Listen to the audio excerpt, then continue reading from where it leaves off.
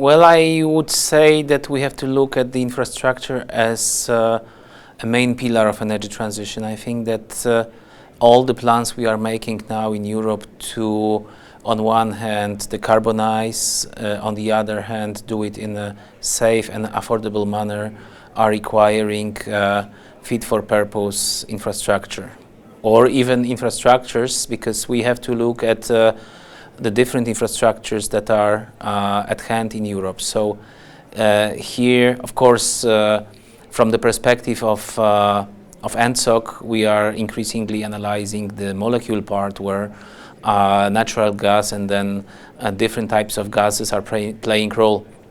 But as we discussed today in Barcelona, it's very important to have this integrated view on infrastructure, as there will be no energy transition without transmission.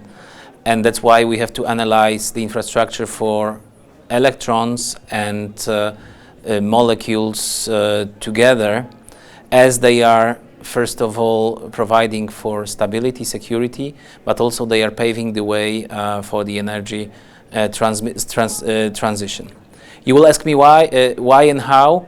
I would say how, first of all, because they are, apart from decarbonization, especially molecules, they can offer vast positive factors like flexibility that is added to the systems. You probably know that electricity systems, energy systems are very stretched currently with more and more intermittent sources. The need to balance the intermittent production, but also harvest the energy we cannot use because we have a bottlenecks in the networks. So that's why we see molecules as stepping in. Secondly, there is a huge challenge that infrastructure will provide is energy storage. We are still limited in battery storage. We probably used all of the hydro potential on our continent, so we have to look for innovative form of storages, like, for example, using more and more hydrogen. So that's why we are working together with now ENTSO-G, and now slowly also getting into the work with NOH and also different stakeholders to discuss and create this integrated view of the energy system in Europe, where infrastructure plays a central role.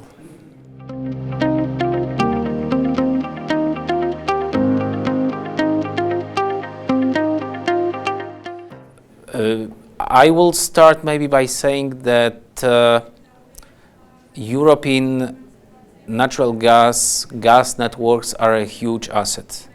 Why?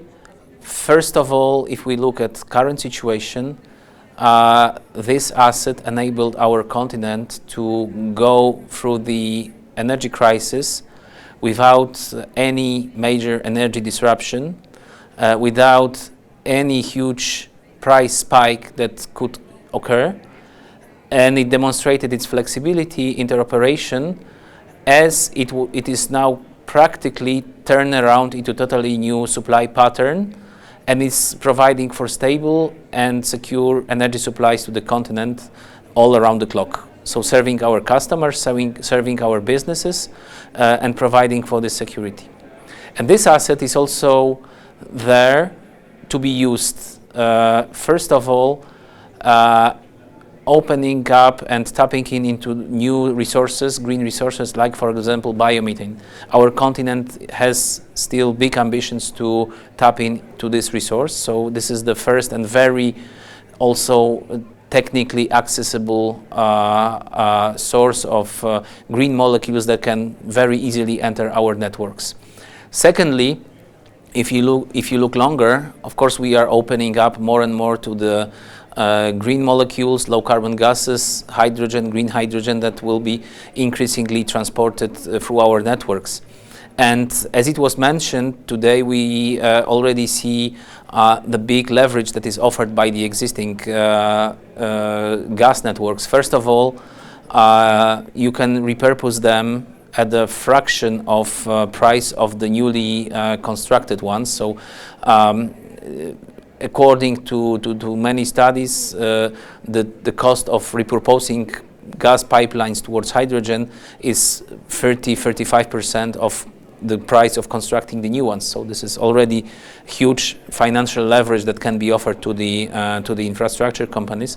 Secondly, it's also worth mentioning that is speeding up the process, because once repurposing the pipelines, you can, in many cases, speed up the investment process. Also look at the rights of ways, the permitting issues, and administrative burdens that can be also minimized, especially in the times when we need this need for speed in the energy transition. So I think that this is very important to properly address the issue of existing gas networks and their role that they are playing and they will play for first of all providing stable, secure and affordable energy, and then paving the way to the energy transformation.